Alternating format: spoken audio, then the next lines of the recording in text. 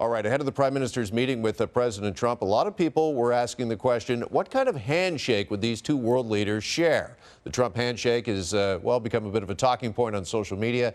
Joining me now is Mark Bowden. He's a body language expert. Mark, nice to see you as always, sir. Good to be here. Thanks for having me. Okay, let's talk about the handshake, and let's start with the first one. This was right at the White House front door as Prime Minister Trudeau arrived. Examine this for us and tell us what you saw. Yeah, so what's really interesting here is he comes in really close, really quick. That's Trudeau, because he's seen Trump coming. He knows that Trump will tend to yank that hand. And so what he ends up doing, Trump, is to put his hand on top of Trudeau to get that dominance. There it goes there. Trudeau replies by putting his hand to the side on Trump, again, to reply with dominance. So we get this quick battle of who's going to have the upper hand there, the dominance in this situation. Speaking of the upper hand, talk to me about both men grabbing each other as well here with their free hand. Well, yeah, you know, that's what it's really about, is who can suppress the other. Trump puts his hand on the shoulder, and then Trudeau comes to the side and pinches in on the nerve here.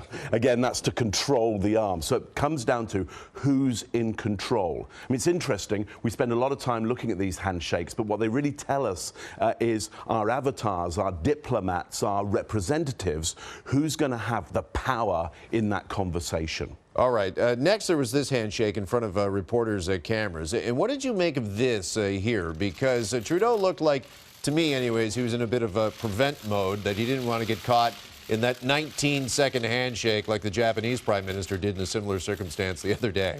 Well, I think maybe Trump has learnt from that last one, and social media really took him to task and made a lot of fun out of him there. So he was quick to withdraw there.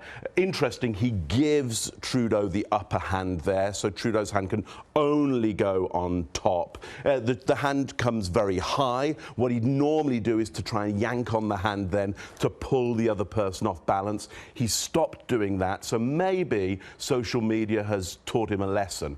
Don't pull other diplomats, other presidents, other prime ministers off balance. Yeah, you know, it's interesting too when you look at that, speaking of social media, that last still we just saw, a lot of folks online are comparing this to a scene from House of Cards, which was very eerily similar as you look here.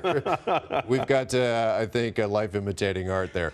Just finally, Mark, if you can, give me your read on Trump's overall body language, because yesterday during that press conference, he really looked to a lot of observers disengaged, even bored at times. Yeah, it's certainly sober, certainly somber.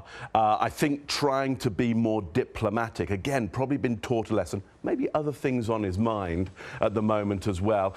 We saw some steepling there where he tapped his fingers together, a sense of impatience around when other people are speaking. Just quick, I got seconds here, but do you think Trump is already getting bored or tired of the job?